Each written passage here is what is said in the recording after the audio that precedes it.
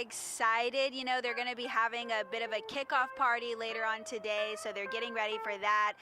This is something that they plan as soon as the festival is over. So, they're planning this thing, talking about this thing year round, and they're so excited to welcome visitors, community members once again this year. I'm joined with Eddie Olivares. He has been a part of Jazz Fest prior to maybe even being born. Your family legacy in Jazz Fest goes back. Tell us a little bit about how your family got involved. Yeah, it began actually a couple of years before I was born, I take that back. I think the first one was the year I was born, which was 1962.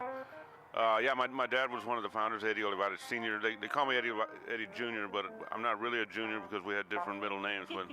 But everybody calls me Junior. So that's, and then eventually I started playing later on. And you come from a family of musicians. So your dad founded the Jazz Fest, but he's also a musician, and your brother's a musician, and you're a musician. Oh yeah. It was just a bunch of us. I've actually got to acknowledge Beto Garcia, because Beto and my dad. Beto actually had the initial idea, but he and my dad worked very closely together, and they were the founders and everybody. Then they had a lot of help later on too. So. How old were you, or when did you join Jazz Fest as a musician and start playing? Actually, 79 was the first time I played. Yeah. And since then, a lot of growth has happened. How do you feel about the years that have gone by and where we stand today and where Jazz Fest stands? Oh, it's great. It's just fantastic how big it's gotten. And because I remember when it was in the Coliseum, and then it was at the Water Gardens for a while. Then it was back around the Coliseum, but outside. So it moved here to Heritage Park in 1998. I remember that one.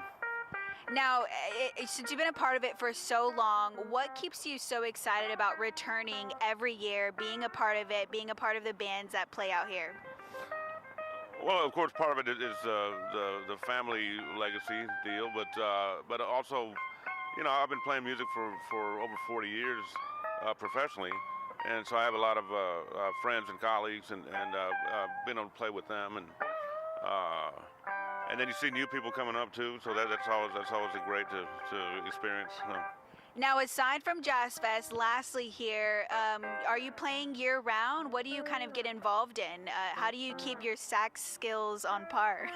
Yeah, well, I play regularly, and not as often as I used to, because a lot of things have, the Hurricane Harvey slowed things down, and then we're starting to rebuild, then other things, they had the freeze last year, and then, of course, COVID, so it's been the last 5 years have been kind of weird, but we keep saying, hopefully it's coming back, Looks like it is. Huh? And it feels that way when we welcome Jazz Fest back, each time. So awesome. Great talking with you, Eddie. Thank you so much. I'm going to shoot it back to you guys in studio. Hopefully you're enjoying these tunes as much as we are this morning. John Thomas. I love it. Mariah, the information is on the screen right now. Good stuff. It's always a great time. If you haven't been out there, if you're new to the area, if you don't go, you are really missing out on some